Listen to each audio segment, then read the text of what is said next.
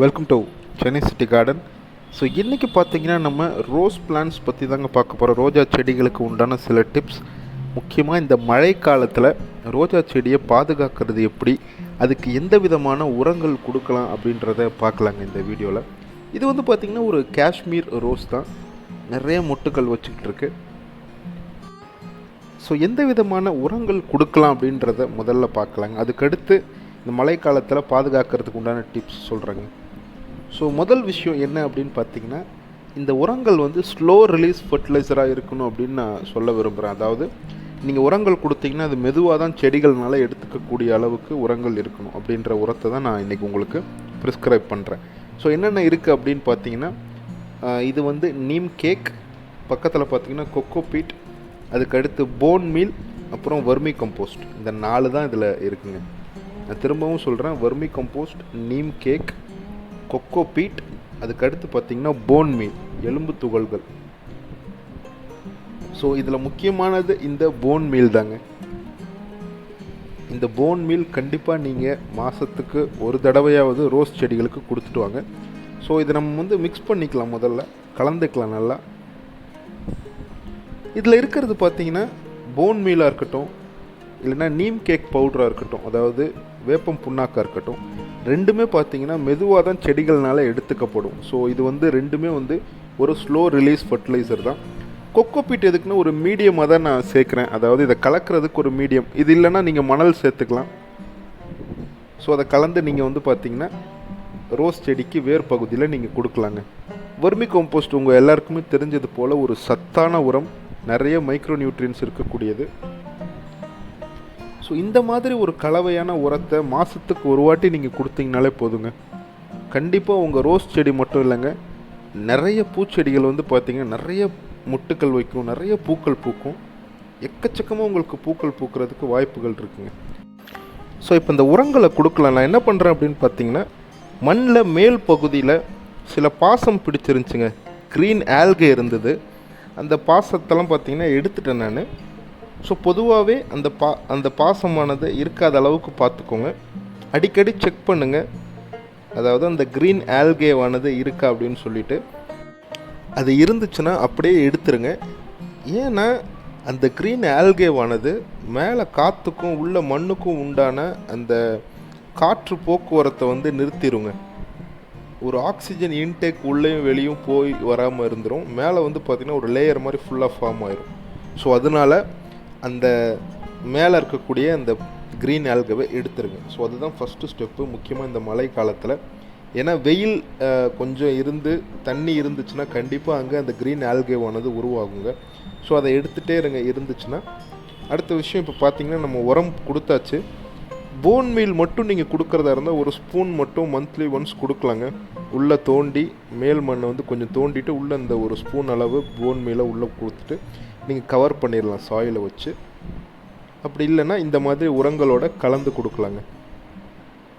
ஏன் முக்கியமாக போன் மீலை கொடுக்க சொல்கிறேன் அப்படின்னு பார்த்தீங்கன்னா, போன் மீலில் அதிகமாக ஃபாஸ்பரஸ் ஆனது இருக்குது. ஃபாஸ்பரஸ் கண்டிப்பாக வந்து பார்த்திங்கன்னா நமக்கு செடிகளில் நிறைய பூக்கள் பூக்கிறதுக்கும், அதே நேரத்தில் வேர் பகுதி நல்லா வளர்ச்சி அடைகிறதுக்கும், சத்தான ஒரு வேர் வளர்கிறதுக்கும் அது ஹெல்ப் பண்ணுங்க. ஸோ இந்த 2 விஷயத்துக்குமே இந்த போன் மீல் ஆனது ரொம்பவே ஹெல்ப் பண்ணும். திரும்பவும் சொல்கிறேன், வேர் நல்லா வளர்ச்சி அடைகிறதுக்கும் அதே நேரத்தில் நிறைய பூக்கள் வைக்கிறதுக்கும் இந்த போன் மீல் ஆனது உதவி செய்யுங்க. ஸோ அது கூடவே நம்ம வந்து நீம் கேக் பவுடர், நிறைய நைட்ரஜன் உள்ள ஒரு நீம் கேக் பவுடர் கொடுத்துருக்கோம். வெர்மி கம்போஸ்ட், அதே போல் கொக்கோ பீட் வந்து ஒரு மீடியமாக சேர்த்து கலந்து கொடுத்துருக்கோம். ஸோ இந்த மெத்தடை நீங்கள் மந்த்லி ஒன்ஸ் ஃபாலோ பண்ணுங்கள். உங்கள் ரோஸ் செடி வந்து நிறைய பூக்கள் வைக்குங்க.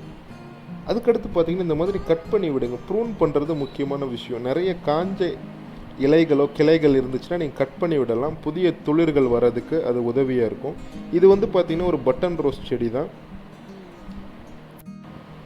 ஸோ இந்த மாதிரி பார்த்திங்கன்னா ரோஸ் செடிகளுக்கு நீங்கள் இந்த மழை காலத்தில் ஒரு ஸ்லோ ரிலீஸ் ஃபர்டிலைசர் கொடுக்கலாங்க. அதாவது செடிகள்னால் மெதுவாக எடுத்துக்கக்கூடிய உரங்களை கொடுக்கலாம். எதுக்கு அப்படின்னு பார்த்தீங்கன்னா, நம்ம அதிக உரங்கள் கொடுக்க தேவையில்லை. நீர் உரமாக கொடுத்தோம் அப்படின்னா, அதாவது ஒரு லிக்விட் ஃபர்டிலைசராக கொடுத்தோம் அப்படின்னா, மழை காலத்தில் மழை நிறைய பெய்யும் பொழுது பார்த்திங்கன்னா அந்த சத்துக்கள் எல்லாம் கீழே வந்து பார்த்திங்கன்னா ஓட்டை வழியாக வடிஞ்சிரும். ஸோ அதனால தான் நம்ம வந்து நீர் உரத்தை இந்த மழை காலத்தில் ப்ரிஃபர் பண்ணுறது கிடையாது. ஸோ அதனால தான் இந்த மாதிரி ஒரு நிறைய சத்துக்கள் நிறைஞ்ச பூக்கள் நிறைய வைக்கக்கூடிய உரத்தை கொடுக்குறோங்க. சென்னையிலையும் பார்த்திங்கன்னா இப்போ மழை பெய்ய ஆரம்பிச்சிருக்கு. ஸோ அதிகபட்சம் இந்தியா முழுவதுமே மழை இருந்துட்டு தான் இருக்குது. ஸோ இந்த மாதிரி நேரத்தில் ரோஸ் செடியை எந்தெந்த விதத்துலலாம் நம்ம பாதுகாக்கலாம் அப்படின்னு பார்க்கலாம். முதல் விஷயம், நீங்கள் தொட்டியில் வந்து அடியில் ஓட்டை இருக்கணும், ட்ரைனேஜ் ஹோல்ஸ் கண்டிப்பாக இருக்கணுங்க. ஸோ அதுதான் ஃபஸ்ட்டு விஷயம். ஏன்னா எந்த செடிக்குமே இது முக்கியமானது தான். முக்கியமாக ரோஸ் செடிகளுக்கு தண்ணி நிறைய ஊற்றும் பொழுது பார்த்திங்கன்னா வேர் அழுகல்லேருந்து பல ஃபங்கஸ் சம்மந்தப்பட்ட பூஞ்சான் சம்மந்தப்பட்ட பிரச்சனைகள் வரும். ஸோ அந்த விதத்தில் நம்ம தொட்டியில் அடியில் ஓட்டை இருக்கிறது மஸ்ட், கண்டிப்பாக தேவையான ஒரு விஷயங்க.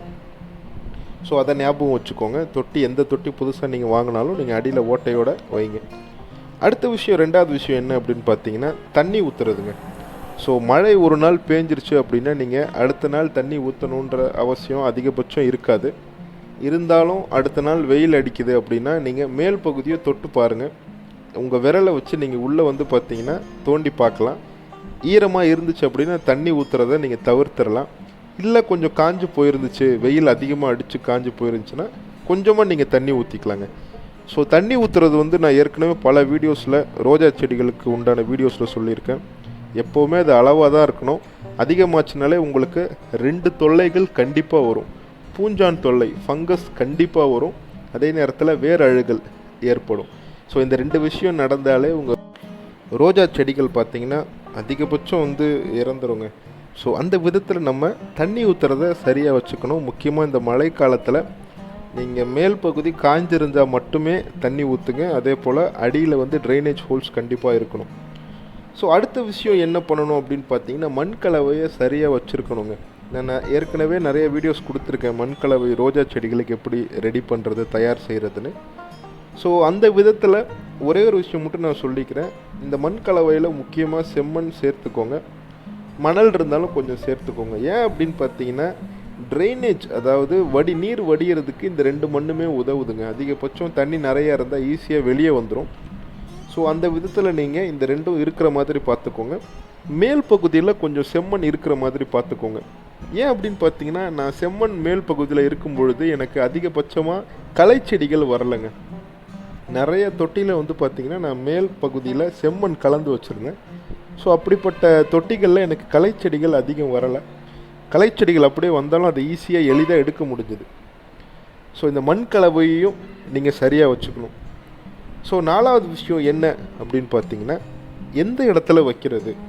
மழை பேஞ்சிட்ருக்குன்னா அதிகமாக மழை இருக்கக்கூடிய இடத்துல வைக்கணுமா, இல்லை மழை வராத நிழல் பகுதியில் வைக்கணுமா, இந்த சந்தேகங்கள் இருக்கும் பல பேருக்கு.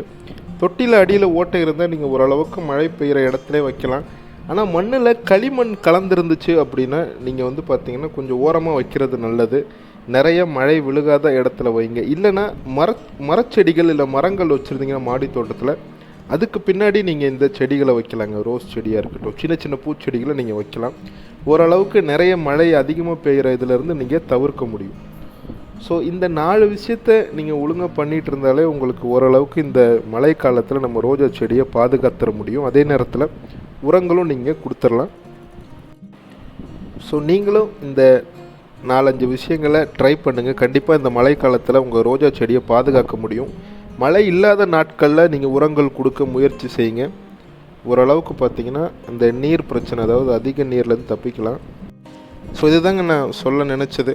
ஸோ இந்த வீடியோ பிடிச்சிருந்துச்சின்னா லைக் பண்ணுங்கள், ஷேர் பண்ணுங்கள், முக்கியமாக சப்ஸ்கிரைப் பண்ணுங்கள். இதெல்லாம் நீங்களும் ஃபாலோ பண்ணுறீங்கன்னா கமெண்ட்டில் மென்ஷன் பண்ணுங்கள். தேங்க்யூ.